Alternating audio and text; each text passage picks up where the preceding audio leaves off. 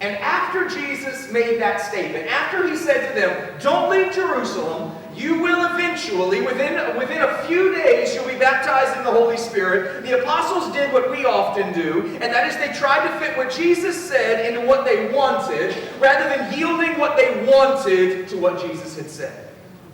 And so Jesus says, stay here, the Spirit's coming, and they ask, Lord, will you at this time restore the kingdom to Israel?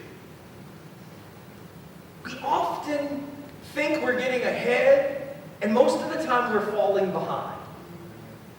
And what I mean by that is, we get stuck on what we think God should do.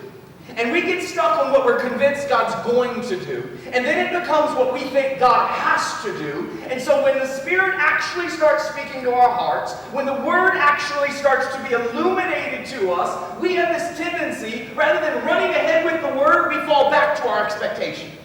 And we say, is this when you do what I've been waiting for? Is this when you fulfill my promise? Is this when my dreams come true? Is this when my purpose or my destiny gets revealed? And we think we are ready for what God's doing, and we're actually going back to what we want God to do. And so Jesus answers them. And I don't believe that he rebukes them. But I do believe that his answer was meant to redirect them.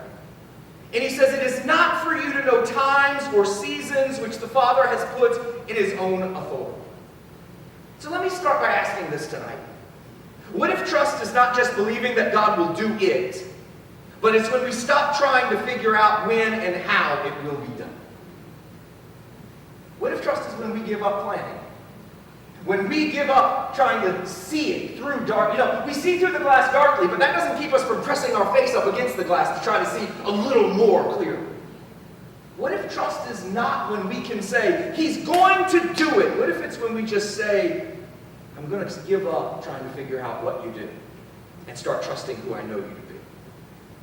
See, I feel like here in Acts chapter 1, Jesus was saying the restoration of Israel is in God's hands. It's been promised by his word. Trust him with it and be faithful to what he has entrusted to you. Because how often does our trust fade, our obedience wane, our endurance falter, and our consistency fail? All because we are so worried and anxious about the things that God has promised that he will do.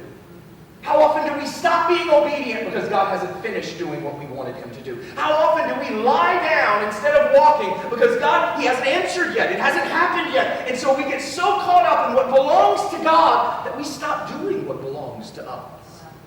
We try to connect the dots at the expense of being faithful to the things that God has called us to. Basically, what Jesus was saying to the apostles is, it's not for you to worry about when Israel will be restored. You just do the things that I've already told you to do. And so what if the Spirit's saying the same thing to you and me tonight? What if he's saying the same thing to us? Stop worrying about what comes next. Stop worrying about when happens after this or after that. Stop worrying about when you'll get the job or when this will come or when the money will work or when the healing will happen. Stop worrying about all the things that are in God's hands and do what he's told you